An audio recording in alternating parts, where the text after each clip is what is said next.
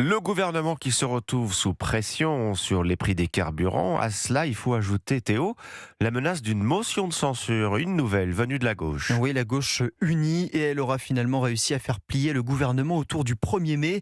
Il annonce repousser à plus tard la proposition de loi qui devait favoriser l'ouverture de certains commerces le 1er mai, comme les boulangeries et les fleuristes. Maï-Hélène Trémollet. Le gouvernement veut calmer le jeu en commençant par renouer le dialogue social.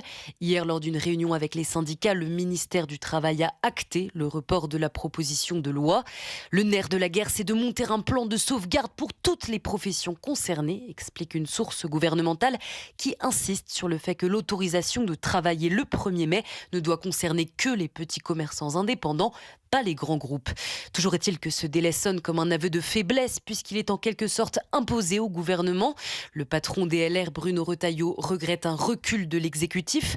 Le président du parti Renaissance, Gabriel Attal, dit comprendre la colère de nos artisans.